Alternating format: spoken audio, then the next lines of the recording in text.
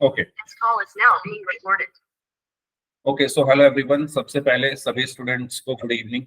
तो सभी बच्चे एक बार जल्दी से मुझे चैट बॉक्स में बाय टाइप करके बता दीजिए। सभी को मेरी आवाज एकदम क्लियर आ रही है? सभी बच्चे जल्दी से चैट बॉक्स में बाय टाइप करके बता दो।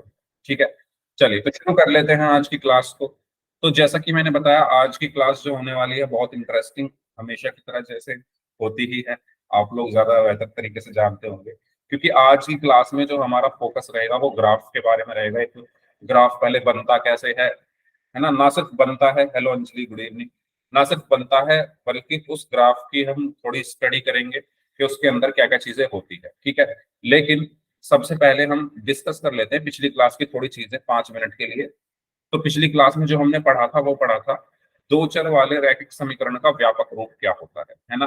तो बताएगा कोई स्टूडेंट क्या होता है व्यापक रूप दो चर वाले रैखिक समीकरण का? लास्ट क्लास में हमने पढ़ा था, कोई भी बता दो। Yes sir, x plus by plus c is equal to 0. ax plus B Y plus C is equal to 0। Very good Priyanka. तो दो चर वाले रैखिक समीकरण का व्यापक रूप क्या होता है?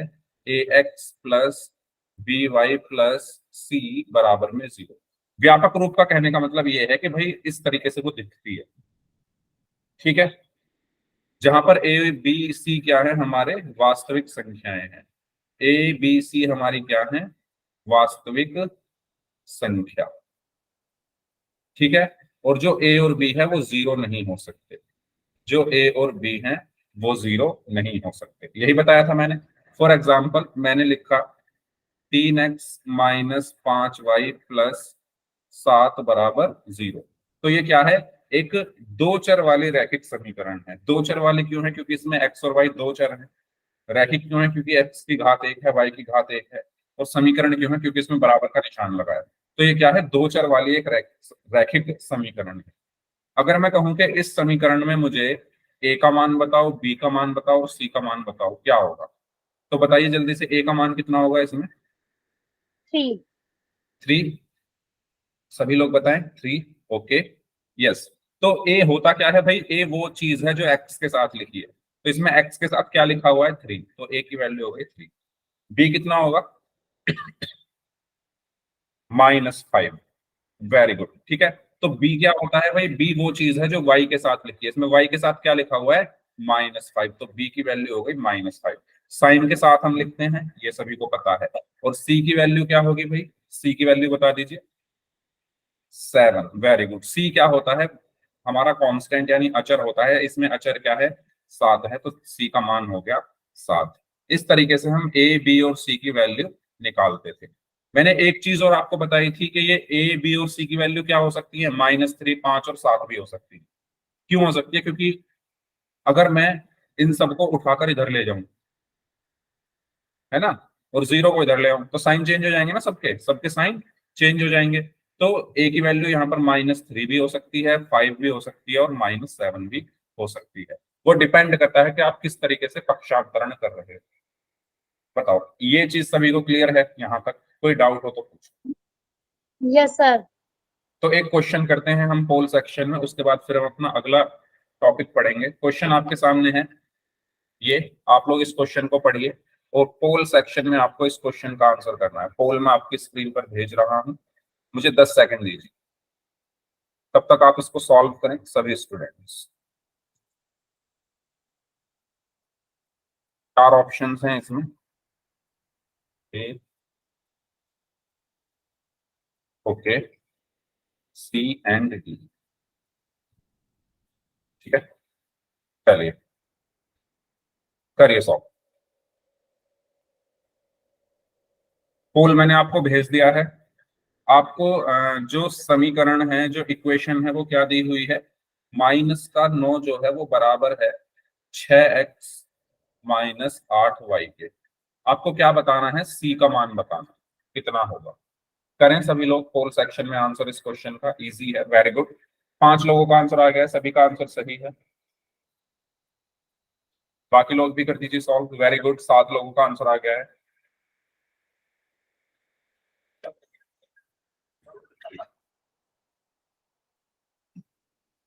आज काफी कम बच्चे आए हैं अभी क्लास में।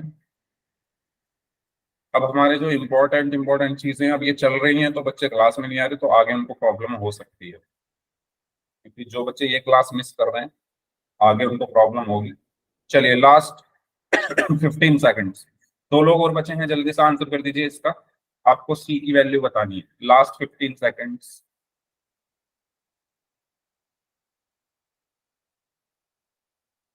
Last 5 seconds, 5, 4, 3, 2, 1। ओके, तो सभी ने ए ऑप्शन को आंसर दिया है, 7 बच्चों ने आंसर किया है इस क्वेश्चन का। Well done. तो इसका सही आंसर ए होगा। कैसे होगा? पहले मैं इसको व्यापक रूप में लिख लेता हूं। पहले मैं इसको व्यापक रूप में लिख लेता हूं। व्यापक रूप में कैसे लिखूंगा? व्यापक रूप मेरा क्या कहता है कि A X plus B Y plus C बराबर क्या होता है? 0। यानी तीनों जो टर्म है वो एक साथ आनी चाहिए, व्यापक रूप मेरा ये कहता है। तो मैं इन तीनों को एक साथ लिख दूंगा। एक साथ कैसे लिखूंगा? -9 को उधर ले जाता हूँ, तो 0 बराबर 6x माइनस 8y प्लस 9। या मैं इसको क्या लिख सकता हूँ? 6x माइनस 8y प्लस 9 बराबर में 0। और अगर मैं इसकी तुलना करूं तो a का मान 6 है, b का मान -8 और c का 9। तो c का पूछा गया है तो सही आंसर क्या होगा? Option A. ओके, तो इसका सही आंसर क्या हुआ? Option A. बताओ, यहां तक सबको सारी चीजें क्लियर है तो वाई टाइप कर दीजिए, फिर हम बढ़ते हैं अपने नेक्स्ट टॉपिक की तरफ। चलिए, तो शुरू करते हैं अब। सबसे पहले आपका लास्ट क्लास का पोल रिजल्ट, वेल डन। काफी ग्रीन कलर दिख रहा है। तो अंजलि हैं जिन्होंने सभी क्वेश्चंस के सही आंसर दिए थे, बबलू कुमार नाम से हैं। ओके, और रेखा हैं, और अनुज कश्यप, समीर कागरा नाम से हैं, निशा नाम से हैं, अंकित कुमार नाम से हैं। ठीक है, इन्होंने लास्ट क्लास में सभी क्वेश्चंस के सही आंसर दिए थे। ठीक है, सरोज गोरा नाम से है, इन्होंने 4 में से 3 क्वेश्चंस का आंसर सही किए थे। उमेश कुमार नाम से हैं, इन्होंने भी 4 में से 3 क्वेश्चंस का आंसर सही किए थे। चलिए, तो आगे बढ़ते हैं। अब हम बात करते हैं दो चरों वाले रैखिक समीकरण का आलेख, मतलब ग्राफ। जो ग्राफ होता है दो चर वाले रैखिक समीकरण का, वो कैसे बनता है, और उसके बाद उस ग्राफ के बारे में थोड़ा हम डिटेल में जानेंगे। फॉर एग्जाम्पल, अच्छा, सबसे पहले हम ये जान लेते हैं कि इसका ग्राफ होता कैसा है। तो हमेशा ध्यान रखना भाई, जो ये रैखिक समीकरण होती है उसका ग्राफ हमेशा एक सरल रेखा होता है। एक सरल रेखा का मतलब क्या है? स्ट्रेट लाइन, सीधी रेखा, स्ट्रेट लाइन। आप इसके नाम से देखो, नाम में क्या आ रहा है? रैखिक। ठीक है, तो रैखिक मतलब एक रेखा होता है इसका ग्राफ। कोई भी आपकी रैखिक समीकरण है उसका ग्राफ क्या होगा? सीधी रेखा। या तो वो ऐसे हो सकती है, या वो ऐसे हो सकती है, या वो ऐसे हो सकती है, या वो ऐसे हो सकती है। मतलब होगी सीधी रेखा ही, कैसी भी हो सकती है, चाहे वो ऐसी हो। समझ में आया सभी को? तो जो रैखिक समीकरण का जो ग्राफ होता है वो क्या होता है? एक सरल रेखा, स्ट्रेट लाइन होती है। ये बात सभी को क्लियर हुई? यस और नो जल्दी भाई टाइप करके बताओ मुझे चैट बॉक्स में, सभी लोग जल्दी से। ठीक है, कैसे होता है, क्या होता है, वो अभी हम पढ़ेंगे। अभी बस मैं आपको इतना बता रहा हूं कि अगर आपसे कोई पूछे कि भाई रैखिक समीकरण का ग्राफ कैसा बनता है, तो आप क्या बोलोगे? एक सरल रेखा बनती है ना। एग्जाम में क्वेश्चन आ जाए, 4 ऑप्शन पूछ ले आपसे कि रैखिक समीकरण का ग्राफ कैसा होता है। ऑप्शन ए सरल रेखा, ऑप्शन बी परवलय, ऑप्शन सी कुछ भी दे सकता है 4 ऑप्शन में। तो आप क्या बोलोगे? एक सरल रेखा होता है। नाम से पता चल रहा है, रैखिक मतलब एक रेखा। अब वो कैसे होता है, क्या होता है, अब हम उसको बनाकर देखते हैं। फॉर एग्जाम्पल, आपके पास एक समीकरण है 2x प्लस वाई बराबर 8। इसका आपको ग्राफ खींचना है, इसका आपको आलेख खींचना है, ग्राफ बनाना है। तो ये क्या है? एक दो चर वाली रैखिक समीकरण है या नहीं? जल्दी बताइए। 2x प्लस वाई बराबर 8, 2x प्लस वाई बराबर 8 क्या दो चर वाली रैखिक समीकरण है या नहीं? है। तो इसका ग्राफ क्या आना चाहिए? क्या आएगा इसका ग्राफ? एक सीधी रेखा, स्ट्रेट लाइन, सरल रेखा, है ना, वही आएगा। तो चलो देखते हैं कैसे आएगा, सब बनाते हैं। अब ग्राफ बनाने के लिए मुझे ग्राफ पेपर चाहिए, तो मैंने ग्राफ पेपर यहाँ पर लिया हुआ है। अब ग्राफ पेपर पर मुझे क्या चाहिए? 2 अक्ष चाहिए। ठीक है, क्या चाहिए? 2 अक्ष। तो एक तो एक्स अक्ष चाहिए मुझे, ये मेरा एक्स अक्ष हो गया, और एक वाई अक्ष चाहिए मुझे, ये मेरा वाई अक्ष हो। ठीक है, ग्राफ बनाने के लिए मुझे दो अक्ष चाहिए, एक तो एक्स अक्ष चाहिए और एक क्या चाहिए, वाई अक्ष चाहिए। चलो, इसके बाद मुझे क्या चाहिए भाई, इन पर कुछ वैल्यूज होगी। तो ये वाला पॉइंट क्या होता है, इस वाले पॉइंट को हम क्या बोलते हैं, इसको मूल बिंदु, ओरिजिन। यानी यहां पर जीरो होता है एक्स और वाई दोनों, एक्स और वाई इस पॉइंट पर दोनों जीरो होते हैं। ये बात सभी को क्लियर है या नहीं? जिस बिंदु पर दोनों अक्ष एक दूसरे को काट रहे हैं, ये एक्स अक्ष और ये वाई अक्ष, जिस बिंदु पर एक दूसरे को काटते हैं उस बिंदु को हम मूल बिंदु कहते हैं।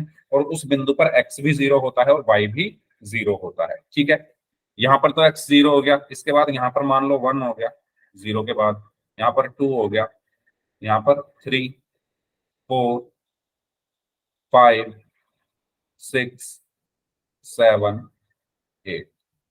ठीक इसी प्रकार वाई अक्ष पर भी मैं लिख देता हूं, यहाँ पर one, two, three, four, five, six, seven, eight.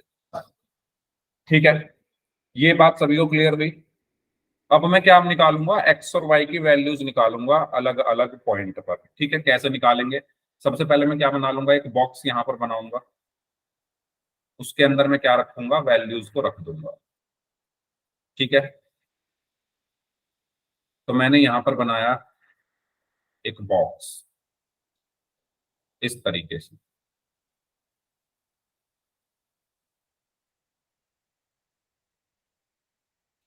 Okay, ऊपर मान लो मैंने रखी एक्स की वैल्यू और नीचे रखी वाई की वैल्यू। अब सबसे पहले मान लो एक्स जीरो है तो वाई कितना होगा बताओ। अगर एक्स जीरो है इसमें तो वाई कितना होगा, अगर इस समीकरण में एक्स जीरो है तो वाई कितना होगा बताइए, 8। 8, ओके वेरी गुड।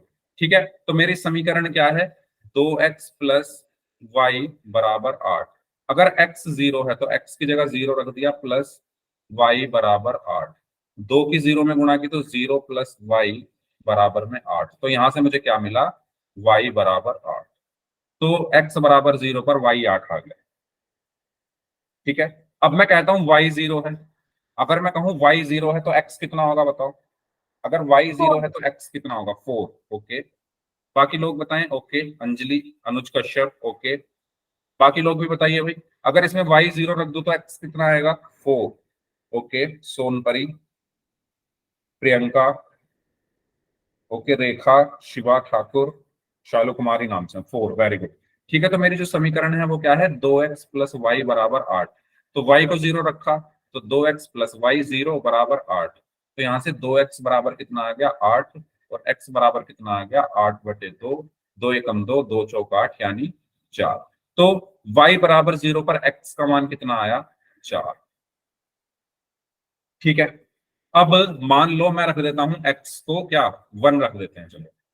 अगर x का मान 1 है तो y कितना होगा, अगर x का मान 1 है तो y कितना होगा।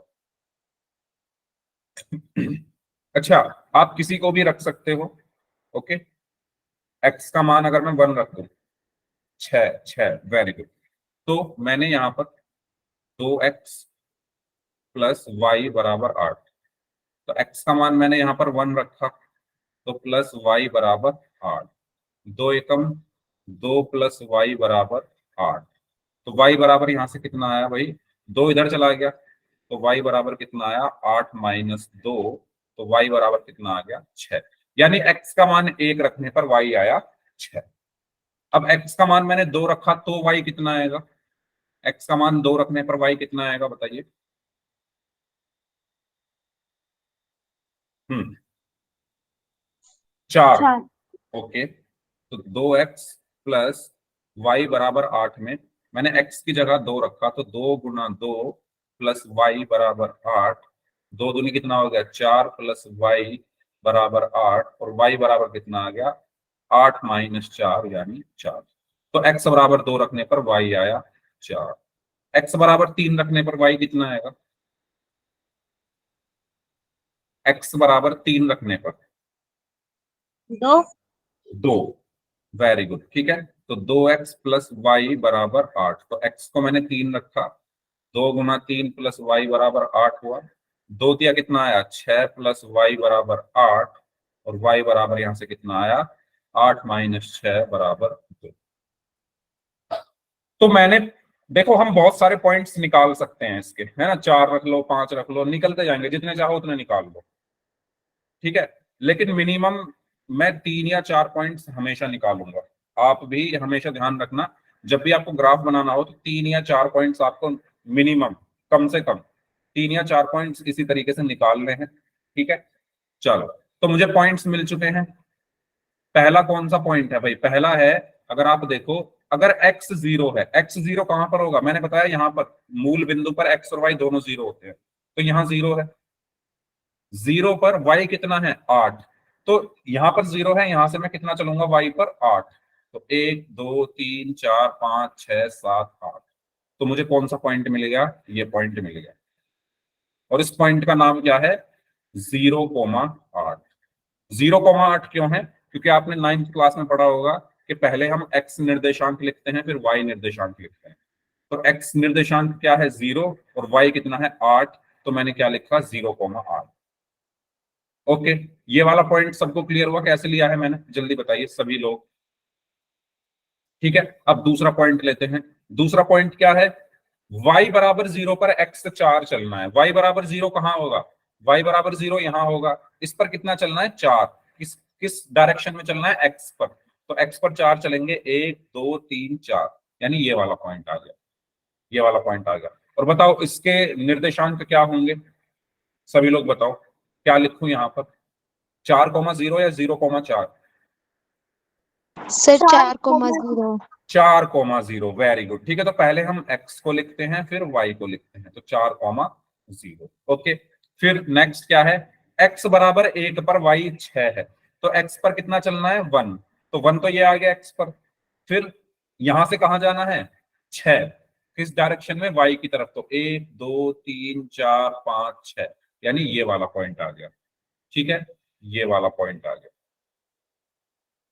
और इस पॉइंट को मैं क्या लिखूंगा, 1,6, वेरी गुड, ठीक है। इसी तरीके से नेक्स्ट पॉइंट, x पर 2 चलो और y पर 4। तो x पर 2 चला, 1 2, फिर y पर कितना चलना है, 4, 1 2 3 4, यानी ये वाला पॉइंट आ गया, ठीक है, ये वाला पॉइंट। और इसको मैं क्या लिखूंगा, 2,4, क्योंकि पहले हम x लिखते हैं, फिर y लिखते हैं। ओके, नेक्स्ट है, x पर कितना चलना है आपको, 3, और y पर कितना चलना है, 2। तो x पर 3 चले, 1 2 3, और फिर y पर कितना चलना है, 2 1 2, यानी ये वाला पॉइंट। और इस पॉइंट को मैं क्या बोलूंगा, 3,2। मैंने सारे पॉइंट्स यहां पर लिख दिए, बताओ यहां तक कोई डाउट है किसी को। मैंने x की वैल्यू और y की वैल्यू निकाल निकाल के ग्राफ पर सभी पॉइंट्स यहां पर लिख दिया है। अब मैं क्या करूंगा, इन सभी पॉइंट्स को आपस में मिला दूंगा। तो जैसे ही मैं, सर हाँ जी, सर यहाँ इसमें हम x और y की वैल्यू 2 बार निकालेंगे ना क्या? अभी हम एक समीकरण के बारे में पढ़ रहे हैं। जब हम दो समीकरण के बारे में पढ़ेंगे, जब हम युग्म के बारे में पढ़ेंगे, तो हम 2 बार निकालेंगे, मतलब दोनों समीकरण के लिए अलग अलग वैल्यूज निकालेंगे। मैंने क्या बोला, आपने चीज जो है वो याद की हुई है, याद नहीं करना है कुछ भी। भाई जब एक समीकरण है तो एक बार ही करूंगा, अगर 2 होती तो 2 बार निकालता। ये आपका डाउट क्लियर हुआ? नहीं सर, मैं ये पूछ रही थी ना, क्या कहते हैं, मैंने इसमें क्वेश्चन किए थे ना, तो उसमें मैंने x और y की वैल्यू ना सिर्फ 2 बार निकाली थी। अच्छा, 2 बार निकाली थी, 3 बार निकाल लिया करो भाई, कम से कम 3 बार तो निकाला करो, ठीक है। ठीक है सर। 2 तो आप निकाल ही लेते हो, एक और निकाल लिया करो कोई, है ना। बाकी और आपके स्कूल में जिस तरीके से बताया गया उस तरीके से कर लो। लेकिन मेरा जो पर्सनल वो है, मैं ये कहूंगा कि कम से कम 3 वैल्यूज आपको निकालनी चाहिए, ठीक है।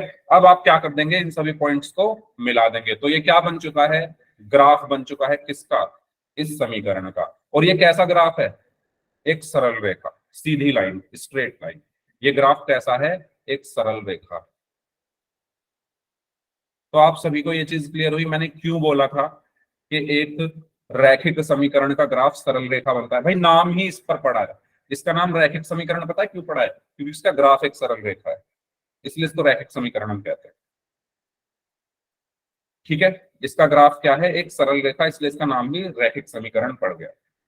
ओके, बताओ, यहां तक किसी को कुछ भी पूछना हो, किसी के मन में कैसा, किसी के मन में कोई भी सवाल हो, कैसा भी सवाल हो, आप पूछ सकते हो इस ग्राफ को लेकर। ठीक है, चलो अब देखो, अब मेरी बात ध्यान से सुनना, मैं आपको एक बहुत, अब इस ग्राफ को पढ़ना सीखते हैं हम, ये कि ग्राफ पढ़ते कैसे, ग्राफ की स्टडी करते हैं इसके। देखो, पहले मुझे ये बताओ कि अगर मैं आपसे पूछूं, आप मुझे डेफिनेशन दो समीकरण के हल की, समीकरण के हल की डेफिनेशन दो, क्या होती है? अगर मैं एक समीकरण लिखूं यहां पर 3x + 5y बराबर 11, मैंने एक समीकरण यहां पर लिखी, इसकी डेफिनेशन बताओ। अगर मैं कहूं इसके हल की डेफिनेशन क्या होगी, परिभाषा बताओ क्या होगी? अगर मैं कह रहा हूं इस समीकरण का हल निकालो, तो इसका मतलब क्या है? मैं बेसिकली ये पूछना चाह रहा हूं, बताओ। सर किसी एक वेरिएबल का मान निकालना। किसी एक का, ओके, आधा तो आपने सही बता दिया। समीकरण के हल का मतलब क्या होता है? सोचो, मैं कह रहा हूं इस समीकरण को हल करो, है ना? ऐसा मान जिससे समीकरण संतुष्ट हो जाए। Very good. किसने दिया है आंसर? किसने दिया है आंसर ये? प्लीज एक बार बताओ, नाम बताओ अपना। प्रियंका। प्रियंका एक बार और रिपीट करो। सर का ऐसा मान जिससे समीकरण संतुष्ट हो जाए। Very done. तो समीकरण के हल से क्या मतलब होता है भाई?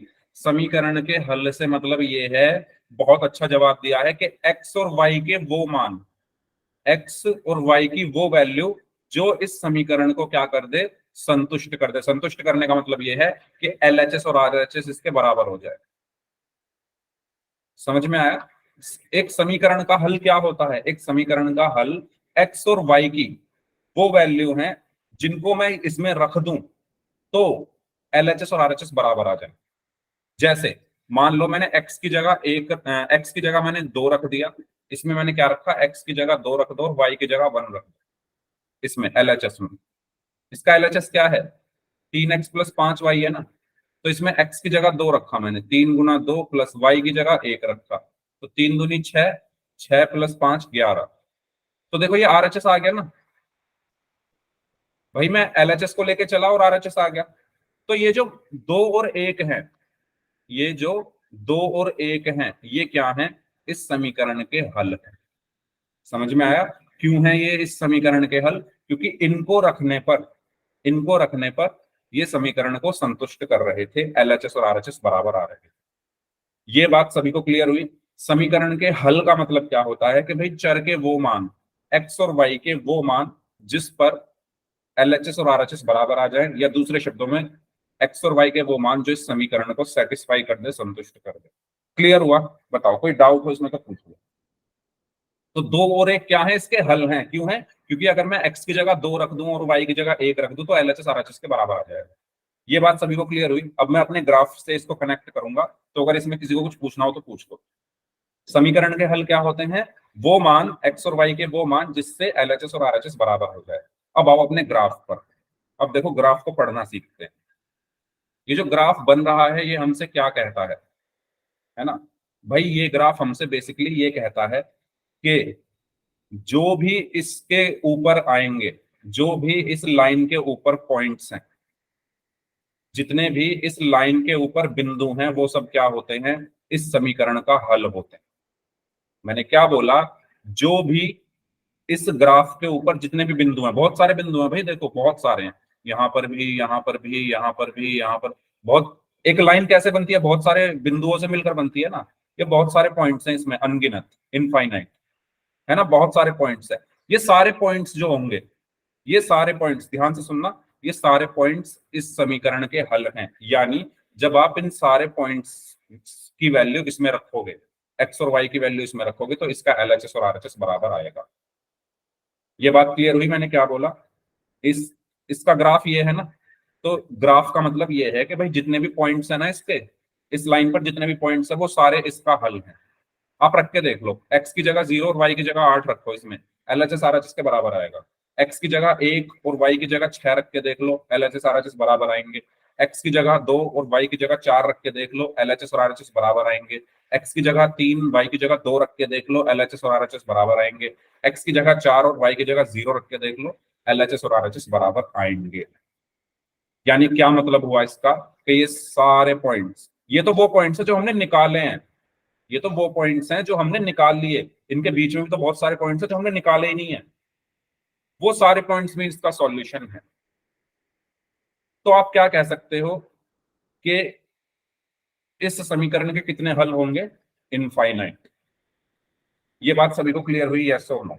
और ये ग्राफ यहां पर रुका नहीं है, ये ऐसे ही चलता जा रहा है, ठीक है ना, ये आगे तक ऐसे चलता जा रहा है, ऐसे ऐसे ये आगे तक चलता जा रहा है। तो ये जितने भी सारे पॉइंट्स हैं, जितने भी, यहां भी एक पॉइंट होगा, यहां भी, यहां भी, यहां भी, यहां भी, ये सारे पॉइंट्स क्या होंगे? इस इक्वेशन का सॉल्यूशन होंगे, इस समीकरण का हल होंगे। और समीकरण के हल का क्या मतलब होता है कि इन वैल्यूज पर, इन सभी वैल्यूज पर एलएचएस और आरएचएस बराबर आएगा। ये बात अगर आप सभी को एकदम क्लियर हो गई है तो ग्राफ के बारे में आप बहुत कुछ जान चुके हो कि ग्राफ बनाते क्यों हैं, है ना। इस ग्राफ की हेल्प से आप इसके बहुत सारे एक्स और वाई की बहुत सारी वैल्यूज बता सकते हो ना। देखो यहाँ पर भी बहुत सारी वैल्यूज है भाई एक्स और वाई की, इनफाइनाइट। तो एक रैखिक समीकरण का जो हल होता है वो कितने हल होते हैं? बहुत सारे हल होते हैं, इनफाइनाइट, अनंत हल होते हैं। ये बात सभी को क्लियर हो गई है तो यस टाइप कर दो, और अगर किसी को 1% भी डाउट है तो आप पूछो, मैं दोबारा बता दूंगा, क्योंकि ये बहुत इंपॉर्टेंट चीज है, ठीक है। रीजन आपको पता होना चाहिए। ग्राफ, सर हाँ जी, सर हमें जो क्वेश्चन गिवन है उसके अकॉर्डिंग हमें जो ग्राफ है स्टेट बनाना है। अगर हमारा जो ग्राफ है स्टेट ना बने तो इसका मतलब क्या होगा? वो क्वेश्चन गलत है या फिर हमने ही गलत निकालना है उसको? देखो अगर आपके पास इक्वेशन मतलब समीकरण रैखिक है तो 100% उसका ग्राफ सरल रेखा ही बनेगा। अगर वो सरल रेखा नहीं बन रहा तो आपने कुछ वैल्यूज निकालने में यहाँ पर मिस्टेक की है। क्वेश्चन गलत नहीं होगा, क्वेश्चन तो कैसा भी बन सकता है ना। क्वेश्चन बस आपका ये पता होना चाहिए कि भाई ये रैखिक होनी चाहिए समीकरण। अगर समीकरण रैखिक है तो ग्राफ स्ट्रेट लाइन ही होगा। अब वो हो सकता है भाई, देखो जैसे मैंने वैल्यूज ये रखी है 0 4 1 2 3, ये वैल्यूज रखी है तो मेरा ग्राफ यहाँ बना है। हो सकता है आप इनकी जगह कुछ और वैल्यूज रखो तो ग्राफ ऊपर चला जाए, है ना, ऊपर बन जाए या नीचे बन जाए या थोड़ा इधर बन जाए उधर बन जाए, लेकिन बनेगी स्ट्रेट लाइन। समझ रहे हो ना। अगर आप वैल्यूज यहाँ पर चेंज कर दोगे, मान लो 4 की जगह मैंने 5 रख दिया यहाँ पर, तो y की कुछ और वैल्यू आएगी तो ग्राफ थोड़ा इधर उधर होगा, लेकिन रहेगी स्ट्रेट लाइन। ओके, अगर रैखिक समीकरण है तो ग्राफ स्ट्रेट लाइन ही रहेगा, सीधी रेखा ही रहेगी। आपको आपका डाउट क्लियर हुआ? Yes sir. और इस ग्राफ पर जितने भी पॉइंट्स हैं, एक लाइन किससे मिलकर बनती है? अनगिनत बिंदुओं से। तो बहुत सारे बिंदु हैं इस पर, जितने भी इस ग्राफ पर बिंदु हैं वो सभी बिंदु क्या होंगे? इस समीकरण को संतुष्ट करेंगे। इस समीकरण को संतुष्ट करने का मतलब यह है कि जब आप इसमें इन पॉइंट्स को रखोगे, ये सभी पॉइंट्स को जब इसमें एक्स और वाई की जगह रखोगे तो एलएचएस और आरएचएस बराबर आएंगे। ठीक है, डन यहां तक। अगर यहां तक सभी को क्लियर है तो वाई टाइप कर दो, कोई डाउट है तो पूछ लो। तो ये बात हमेशा ध्यान रखना भाई, जो ग्राफ के कैसा भी ग्राफ हो, उस जो ग्राफ के पॉइंट्स होते हैं वो इक्वेशन को क्या करते हैं? संतुष्ट करते हैं। ग्राफ के सभी पॉइंट्स क्या करते हैं? इक्वेशन को संतुष्ट करते हैं। या इसको उल्टा करके भी बोल सकते हो कि इसका जो सॉल्यूशन होगा वो सभी कहाँ होंगे? इस ग्राफ पर होंगे। जैसे ये सभी पॉइंट्स इस ग्राफ पर है ना, हमने इन्हीं पॉइंट्स की तो हेल्प से ये बनाया, और ये पॉइंट्स आए कहां से? इसको सॉल्व करके ही तो आ रहे थे। ठीक है, चलिए आगे बढ़ते हैं। तो सबसे पहले हमने ये चीज देखी, यहाँ पर ग्राफ इसको कंप्लीट कर लिया है, ठीक है, डिफरेंट डिफरेंट वैल्यूज पर। और ये लाइन आप लोग ध्यान रखना कि समीकरण के आलेख, मतलब आलेख का मतलब है ग्राफ, ग्राफ पर स्थित प्रत्येक बिंदु रैखिक समीकरण का एक हल होता है। यही बात तो मैंने आपको समझाई है अभी कि ग्राफ पर जितने भी पॉइंट्स हैं, बहुत सारे पॉइंट्स होंगे ना इस पर, और ये यहाँ खत्म नहीं हो रहा है, ये आगे चलता जा रहा है, ये आगे चलता जा रहा है। ठीक है, जितने भी इस पर पॉइंट्स होंगे वो सारे क्या होंगे, इसका हल होंगे, इसको सेटिस्फाई करेंगे। ठीक है,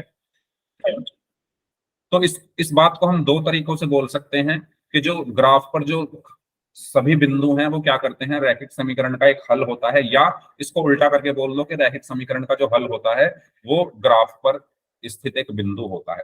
ये एक ही बात लिखी हुई है दोनों, लेकिन ये इसका अपोजिट करके लिख दिया है बस। आप पढ़ के देखोगे तो ये एक दूसरे के अपोजिट लिखे हुए हैं, और ये वही बात लिखी हुई है जो मैंने अभी आपको समझाई है कि ग्राफ पर जितने भी पॉइंट्स होते हैं वो क्या होते हैं, समीकरण का हल होते हैं, या जितने भी समीकरण का हल है वो कहाँ स्थित होते हैं, ग्राफ पर स्थित होते हैं। ठीक है, तो अब कुछ क्वेश्चंस कर लें, इसी से रिलेटेड क्वेश्चंस हैं। रेडी सभी लोग? चलो, अच्छा इस ग्राफ को और देख लो एक बार। तो जैसे ये x+2y = 6, इसका भी ग्राफ क्या बन रहा है, एक सीधी लाइन बन रही है। ठीक है, और इस पे भी सारे जो पॉइंट्स होंगे वो क्या होंगे, इसको संतुष्ट करेंगे। बहुत सारे पॉइंट है भाई इस पे, ये रहा, ये रहा, कितने पॉइंट्स है ना, इस लाइन पर बहुत सारे पॉइंट्स है, सारे पॉइंट्स इसको क्या करेंगे, संतुष्ट करेंगे। चलिए, तो ये क्वेश्चन है आपका कि क्या बिंदु 3, -5 समीकरण के आलेख पर स्थित है। आलेख मतलब ग्राफ। आपको ये बताना है कि ये जो बिंदु है क्या इस समीकरण का, जब मैं ग्राफ बनाऊंगा, ठीक है, मान लो मैंने इसका ग्राफ कुछ ऐसा आया है ना, कैसा भी आ सकता है, जस्ट मैंने एग्जांपल के लिए दिया है। तो आपको ये बताना है कि ये जो पॉइंट है क्या इस लाइन पर होगा या नहीं, इस लाइन पर ये पॉइंट होगा या नहीं, आपको ये बताना है।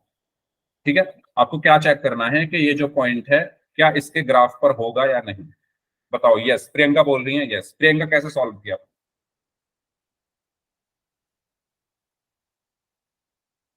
बताओ कैसे सॉल्व करेंगे, अभी बताया मैंने। जितने भी पॉइंट्स, अगर ये इसके ग्राफ पर होगा तो भाई इसको संतुष्ट करेगा ना।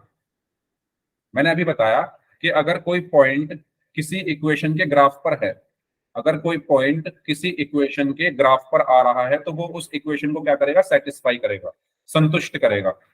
ठीक है, तो मैं ये इसको रख के देख लेता हूँ, एक्स की जगह 3 रख लो और वाई की जगह -5 रख लो, और चेक करो कि LHS और RHS बराबर आ रहे हैं या नहीं। हाँ जी, okay Priyanka, well done, very good. हाँ जी, बाकी लोग भी करें और अपनी नोटबुक दिखाएं मुझे।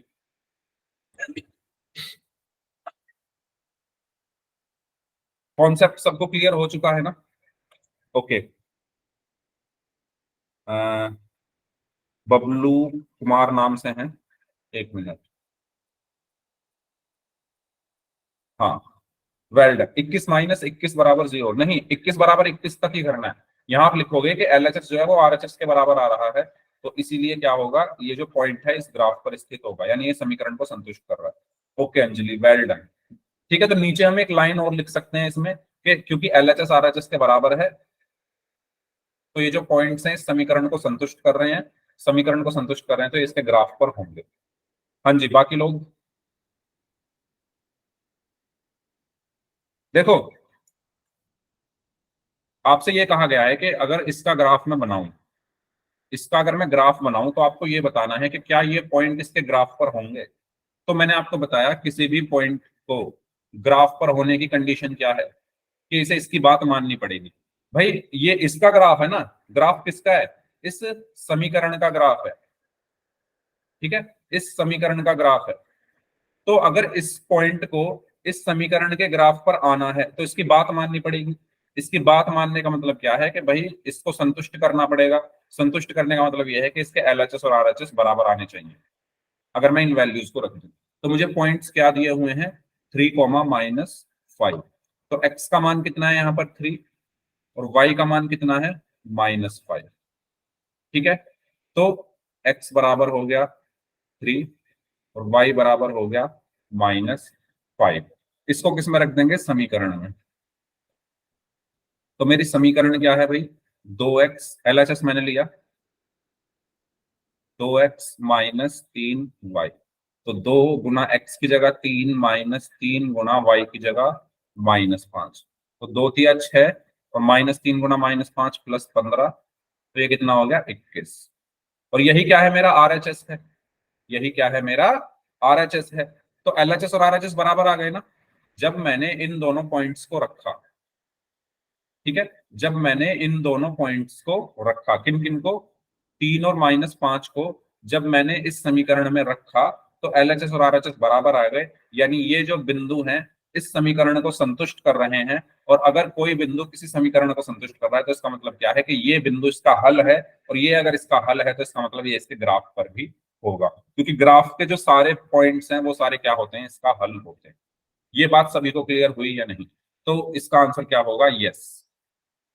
हाँ, ये जो बिंदु है इसके ग्राफ पर स्थित है। इस तरीके से हमने इस क्वेश्चन को सॉल्व किया। ओके, चलिए एक क्वेश्चन और करते हैं। इसका बताइए कि क्या बिंदु -4, 3 समीकरण 3x - 4y + 12 = 0 के आलेख पर स्थित है? बताइए। इसके बाद फिर हम पोल में करेंगे। आपको बताना है कि -4, 3 इस समीकरण के ग्राफ पर होगा या नहीं। ओके, प्रियंका इतनी जल्दी कर लिया, wow. LHS is not equal to RHS, तो ये होगा या नहीं होगा बताओ। सर नहीं होगा। नहीं होगा। Okay Anjali, very good, excellent, नहीं होगा। दो बच्चों ने दिखा दिया है भाई, अंजलि एंड प्रियंका। बाकी लोग भी बताएं, क्या बिंदु -4, 3 इस समीकरण के ग्राफ पर होगा या नहीं होगा। वैल्यू रख के देख लो, इसमें होगा या नहीं होगा पता चल जाएगा आपको।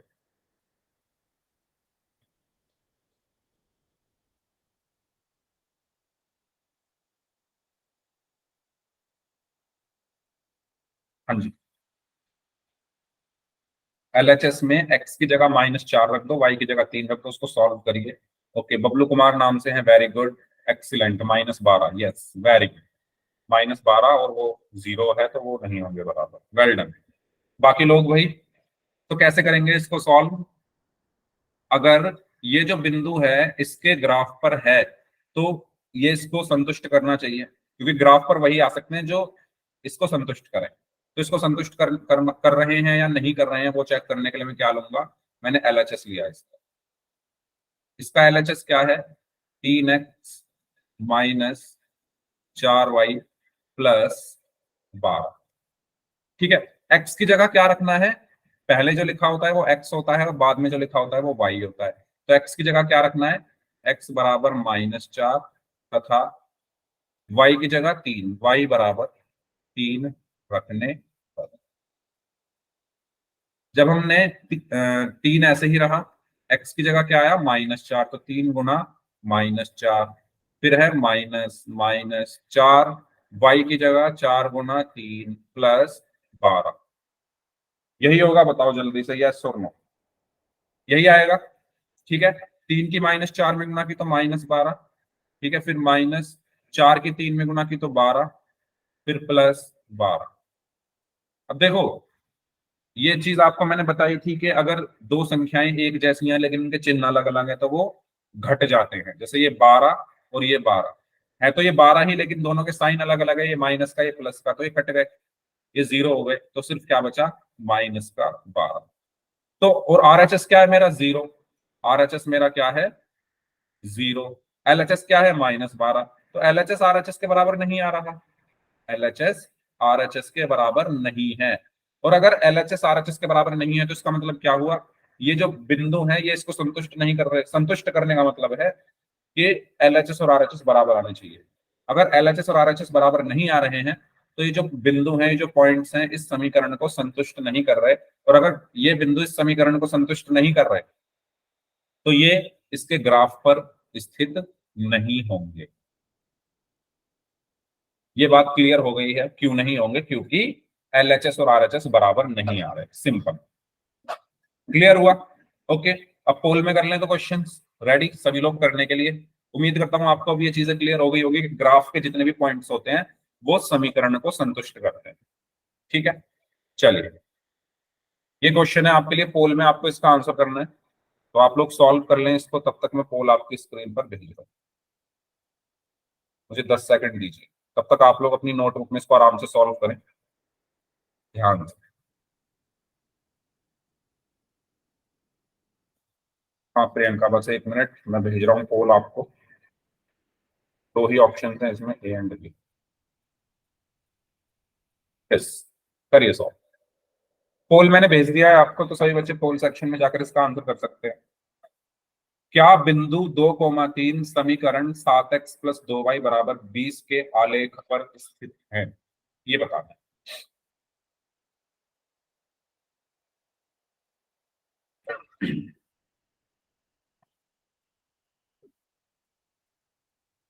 हाँ जी, बताइए। चलिए, 5 लोगों ने आंसर किया है, सभी का आंसर सही है, 5 लोग अभी बचे हुए हैं। ओके, 6 में से 6 का आंसर सही है, 4 लोग अभी बचे हुए हैं, वो भी आंसर कर दीजिए भाई।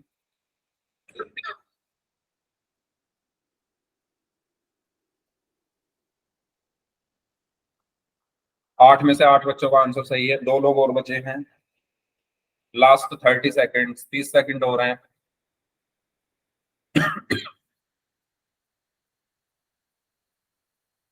हाँ जी, करिए सॉल्व।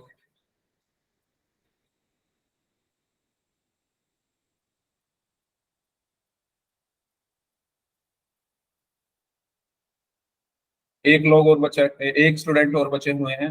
9 बच्चों का आंसर आ गया है, सभी का आंसर सही है। Last 5 seconds, 5, 4, 3, 2, 1। ओके, तो सभी ने एकदम सही आंसर दिया है, वेल डन, वेरी गुड। तो यहाँ पर आप देख पा रहे हैं कि LHS क्या है इसका, 7x+2y LHS है। इसमें x की जगह क्या रखना है, 2, तो 7 × 2 प्लस 2 × y की जगह क्या रखना है, 3, तो 7 × 2 14 प्लस 2 × 3 6, तो ये आया 20। और यही हमारा क्या है, RHS है। RHS भी कितना है, 20। तो RHS और LHS दोनों बराबर आ रहे हैं, और अगर बराबर आ रहे हैं तो इसका मतलब ये जो पॉइंट्स हैं, ये इस इक्वेशन को क्या कर रहे हैं, इस समीकरण को संतुष्ट कर रहे हैं, यानी ये इसके ग्राफ पर होंगे। ठीक है, तो इसका सही आंसर क्या होगा, ऑप्शन ए, यस।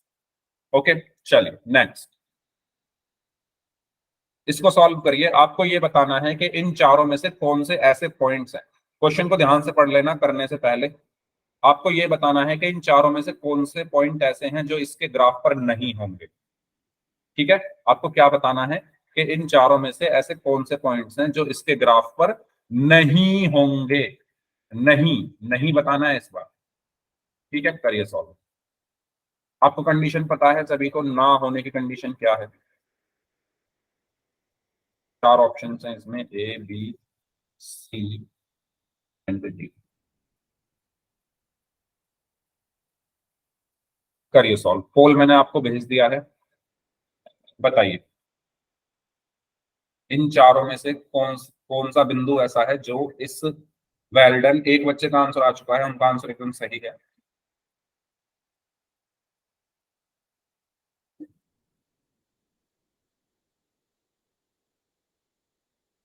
हाँ जी, 2 लोगों का आंसर आ चुका है, दोनों का सही है। 4 में से 3 का सही है, एक का गलत है। आपको ये बताना है कि इन चारों में से कौन सा पॉइंट इस समीकरण के ग्राफ पर नहीं होगा। 5 में से 4 का सही है, एक का गलत है।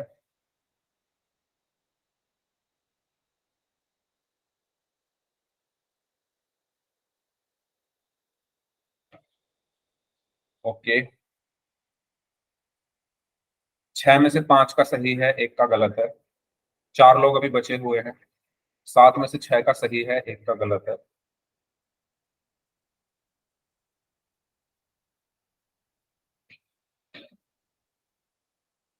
8 में से 7 का सही है, एक का गलत है।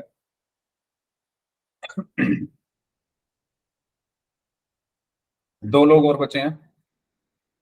लास्ट 15 सेकेंड्स, 15 सेकेंड हो रहे हैं आपके पास।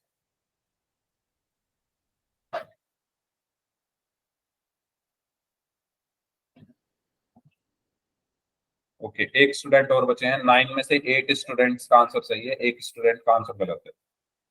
Last 5 seconds, 5, 4, 3 2 1। तो 9 में से 8 बच्चों ने सी को आंसर किया है एंड इसका सी आंसर ही सही होगा। कैसे होगा?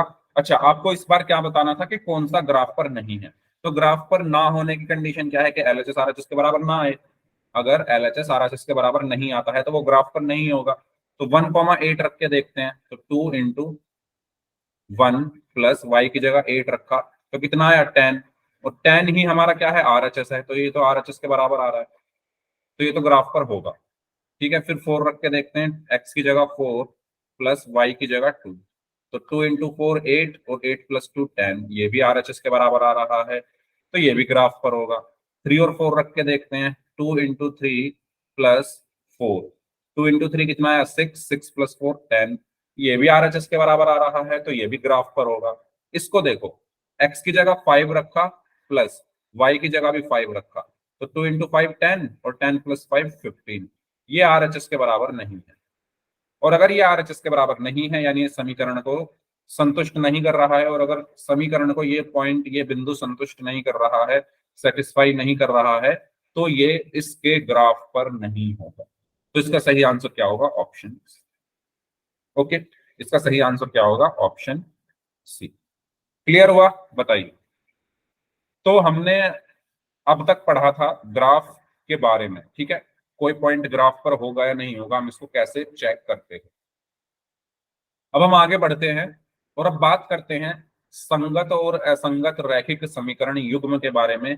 Consistent and inconsistent pair of linear equations. ठीक है, सबसे पहले हम समझते हैं ये चीज आई कहां से। देखो, अगर आपके पास एक रैखिक समीकरण है 2x प्लस 3y बराबर 5, तो इसका ग्राफ एक सरल रेखा होगी। यस और नो? अभी बताया मैंने, जो ग्राफ होता है एक रैखिक समीकरण का एक सरल रेखा होगी, तो इसका ग्राफ एक सरल रेखा होगी। ये मैंने एग्जांपल के लिए बना दिया, जरूरी नहीं ऐसे ऐसे ही बने। ये इस तरीके से भी बन सकती है ना, सीधी भी बन सकती है ना। अगर आपके पास दो रैखिक समीकरण है, मैंने लिखा 3x plus 5y is equal to 7, तो इसका भी एक ग्राफ होगा। यानी दो समीकरण के, अगर आपके पास एक समीकरण थी तो एक ग्राफ बन रहा था, अगर आपके पास दो समीकरण हैं तो दो ग्राफ बनेंगे, यानी दो लाइन बनेंगी। अब ये दो लाइन कैसी हो सकती हैं? या तो ये दो लाइन एक दूसरे को काटेंगी, या तो ये जो दो लाइन है एक दूसरे को काटेंगी, प्रतिच्छेद करेंगी इस तरीके से। या क्या हो सकता है, ये दो लाइन एक दूसरे के संपाती हो सकती हैं इस तरीके से। संपाती का मतलब है कि एक दूसरे को ओवरलैप करेंगी। या ये क्या हो सकती हैं, एक दूसरे के पैरेलल हो सकती हैं, एक दूसरे के क्या हो सकती हैं, समांतर हो सकती हैं। बताओ, यही हो सकता है भाई?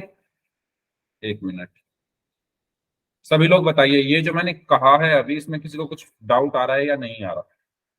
जो मैंने ये बात बोली है सबको समझ में आ रही है? मैंने क्या कहा है? मैंने ये कहा है कि अगर एक दो रैखिक समीकरण है तो उसके दो ग्राफ होंगे, और क्योंकि दोनों रैखिक समीकरण है तो दोनों ग्राफ सरल रेखा होगी। अब जो दो सरल रेखाएं हैं, या तो वो एक दूसरे को काटेंगी, है ना, या तो वो एक दूसरे को काटेंगी यानी वो प्रतिच्छेद करेंगी, या वो एक दूसरे के संपाती होंगी, या वो एक दूसरे के समांतर होंगी। इनको देखकर आप ये बता सकते हो कि भाई इन समीकरणों के हल कितने होंगे, है ना। आप सिर्फ ग्राफ देखकर बता सकते हो। इन तीनों, अगर आपने ग्राफ बना लिया, आप उन ग्राफ को देखकर ये बता सकते हो कि इन समीकरणों के हल कितने होंगे। तो अगर कोई रेखा एक दूसरे को काट रही है, वही उसका हल होता है। जैसे यहाँ पर ये काट रही है तो इसका हल यही है। इसको हम डिटेल में आगे पढ़ेंगे, लेकिन अभी हम ये जान लेते हैं कि जितनी बार वो काटती है उतने ही हल होते हैं।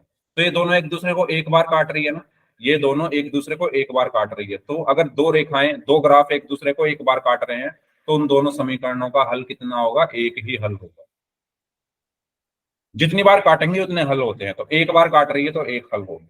यहां पर देखो, ये तो अनंत बार काट रही है, है ना, इस पॉइंट पर भी, इस पॉइंट पर भी, इस पॉइंट पर भी, इस पॉइंट पर, बहुत सारे बिंदुओं पर ये एक दूसरे को काट रही है, यहाँ पर भी, यहाँ पर भी, और आगे भी काटती रहेंगी, आगे जब बढ़ाऊंगा इनको ये काटती रहेंगी। तो इसके कितने हल होंगे? अनेक हल होंगे या अनंत हल होंगे। ठीक है, बस मैं आपको ये रीजन बता रहा हूं कि एक हल इसका क्यों होता है, क्योंकि एक पॉइंट पर काटती है। इसके अनेक हल क्यों होते हैं? क्योंकि ये बहुत सारे पॉइंट पर एक दूसरे को मिल रही है। अब बताओ इसके कितने होंगे, आप लोग सोचकर बताओ। अगर ग्राफ ऐसा आ रहा है, एक दूसरे के पैरेलल है ग्राफ, अगर ग्राफ एक दूसरे के समांतर है तो कितने हल होंगे? 0। वेरी गुड, क्योंकि अभी ये काट ही नहीं रही। Well done. ठीक है, अब ये एक दूसरे को कहीं नहीं काटेंगे तो इसके कितने हल होंगे? कोई हल नहीं होगा, कोई हल नहीं होगा। ठीक है, और जो रेखाएं एक दूसरे को काटती हैं वो क्या है? संगत। ये भी क्या है? संगत ही होगा, कंसिस्टेंट। ये भी संगत होगा, कंसिस्टेंट। और ये क्या होगा? क्योंकि ये नहीं काट रही है, असंगत, इनकंसिस्टेंट। समझ में आ गया सभी को? अब कभी कंफ्यूज मत होना, जो काट रही है एक दूसरे को वो संगत होती है। जैसे ये काट रही है तो ये भी संगत, कंसिस्टेंट। ये भी बहुत सारे पॉइंट्स पर एक दूसरे को टच कर रही है, ये भी कंसिस्टेंट, संगत। और ये एक दूसरे को कहीं पर भी नहीं काट रही तो ये क्या होगा? असंगत युग्म होगा। ये संगत युग्म होगा, ये संगत युग्म होगा, और ये भी असंगत युग्म होगा। बताओ समझ में आ रहा है सभी को मैंने क्या बोला? जल्दी बताइए। ठीक है, तो मैंने एक ही उस पर आपको ये सारी चीजें एक्सप्लेन कर दिया। अब हम इसको थोड़ा और अच्छे से पढ़ेंगे, ओके, क्योंकि अभी टाइम है तो थोड़ा और पढ़ लेते हैं। तो यहां पर क्या लिखा हुआ है? यदि हम दो चर वाले रैखिक समीकरण युग्म को एक ही ग्राफ पर बनाएं तो तीन स्थितियां प्राप्त हो सकती हैं, है ना। मैंने बताया अभी, अगर दो चर वाले रैखिक समीकरण है तो दो ग्राफ बनेंगे, उन दो, और वो जो दो ग्राफ हैं, दो लाइन है, वो उसकी तीन स्थितियां प्राप्त हो सकती हैं। पहली स्थिति क्या है? या तो वो एक दूसरे को काटेंगे, जैसे यहां पर काट रही है। दूसरी स्थिति क्या है? एक दूसरे के ऊपर होंगी, संपाती होंगी, कोइंसिडेंट जिनको हम बोलते हैं। इनको हम इंटरसेक्टिंग बोलते हैं, इनको हम कोइंसिडेंट बोलते हैं। और या फिर एक दूसरे के पैरेलल हो सकती है ना। जब अब आपने ग्राफ बनाए भी होंगे स्कूल में, आपने जब क्वेश्चन सॉल्व किए होंगे तो आपने यही देखा होगा, या तो ग्राफ एक दूसरे को काटते थे या नहीं काटते थे, या फिर एक दूसरे के बिल्कुल संपाती या कोइंसिडेंट होते थे। ठीक है, तो इन अलग अलग केसेस में क्या क्या हल होते थे ये हम अभी आगे पढ़ेंगे। ओके, चलिए। तो अगर रेखाएं प्रतिच्छेदी हो तो मैंने बताया, बताओ जल्दी से, अगर रेखाएं प्रतिच्छेदी तो कितने हल होंगे इसके? सभी लोग बताइए कितने हल हैं इसके, कितने हल होंगे इसके? एक प्रियंका बोल रही है, एक अंजलि बोल रही है, एक अनुज कश्यप, रेखा वेरी गुड, एक शालू कुमारी नाम से है, एक। ठीक है, एक क्यों होंगे? क्योंकि ये एक पॉइंट पर काट रही है, एक पॉइंट पर काट रही है तो इसके कितने हल होंगे? एक होंगे। अच्छा, ये संगत युग्म होगा या असंगत युग्म होगा? बताइए। संगत होगा, या मैं कहूं कंसिस्टेंट होगा या इनकंसिस्टेंट होगा? संगत होगा या असंगत होगा? बताओ। अभी बताया था मैंने, संगत। Very good Anjali. मैंने बताया था जो काटे, जो टच करे, वो संगत होती है। तो ये काट रही है ना, तो ये क्या है? संगत युग्म है। ठीक है, तो वही चीज यहां पर लिखी हुई है कि इसका सिर्फ एक हल होगा। ठीक है, और हल कौन सा होगा? प्रतिच्छेद वाला जो बिंदु है, ये जो बिंदु है, यही क्या होगा? इस समीकरण का हल होगा। ठीक है, इस बिंदु को हम देख लेंगे, वाई पर कहाँ है, सॉरी एक्स पर कहाँ है और वाई पर कहाँ है, और यही यहाँ जो बिंदु आएगा वो क्या होगा? उस समीकरण का हल होगा। ठीक है, फिर इसे हम संगत समीकरण युग्म भी कहते हैं, कंसिस्टेंट पेयर ऑफ इक्वेशन। ठीक है, संगत समीकरण युग्म क्यों कहते हैं? रीजन मैंने बता दिया है, क्योंकि ये काट रहे हैं। ठीक है, दूसरा केस आप ही लोग बताइए, जल्दी से बताइए, इसके कितने होंगे हल? इसके कितने हल होंगे, कितने सॉल्यूशन होंगे अगर ग्राफ एक दूसरे के संपाती हो तो? जल्दी जल्दी बता दो सभी लोग। अनेक हल। अनेक हल होंगे, very good, many solutions, very good Anjali. Okay Rekha, many. ठीक है, क्योंकि ये बहुत सारे पॉइंट्स को टच कर रहे हैं ना एक दूसरे पे। ठीक है, तो इसके कितने हल होंगे? बहुत सारे। अच्छा, ये संगत होगा या असंगत होगा? जल्दी बताइए, संगत समीकरण युग्म होगा या असंगत समीकरण युग्म होगा? संगत, संगत, वेरी गुड। ठीक है, जो काटते हैं वो क्या होते हैं? संगत होते हैं। ठीक है, तो यही चीज देखो, आपने सही बताया है सब। तो अनेक हल होंगे इसके, और ये क्या होंगे? संगत समीकरण युग्म होगा। ठीक है, एक और बचा है लास्ट, इसके बारे में बताइए, इसके कितने हल होंगे? इसके कितने हल होंगे? अगर ग्राफ कोई हल- एक दूसरे के पैरेलल है, कोई नहीं होगा, जीरो जीरो, वेरी गुड।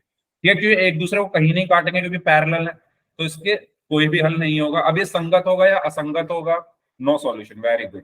संगत होगा या असंगत होगा, असंगत असंगत असंगत होगा, ठीक है। तो आप ऐसे याद रख सकते हो, जो काट रहे हैं वो संगत है, जो नहीं काट रहे हैं वो असंगत है। तो ये नहीं काट रहा ना, तो ये क्या है, असंगत युग्म होता है, ठीक है। तो इसका कोई हल नहीं होगा और इसको हम क्या कहेंगे, असंगत समीकरण युग्म कहते हैं। ओके, चलिए, तो फिर इस क्लास को हम यहीं तक रखते हैं, ठीक है। इससे आगे हम बात करेंगे कि अभी तो हम ग्राफ देखकर बता रहे थे, अगर हमें समीकरण देखकर बतानी हो, जैसे वो वाली चीज a1/a2 is equal to b1/b2, है ना, a1/a2 is equal to b1/b2 but not equal to c1/c2। तो ये जो चीजें हैं ये हम नेक्स्ट क्लास में करेंगे क्योंकि टाइम हो गया है। तो अब आप आज आपने ग्राफ से रिलेटेड सारी स्टडी की है, ओके। तो इस क्लास को हम यहीं तक रखते हैं। अब आप मुझे बताइए आपको क्लास कैसी लगी, आपको समझ आई चीजें सभी को? यस सर, समझ आई, बहुत अच्छी। ओके।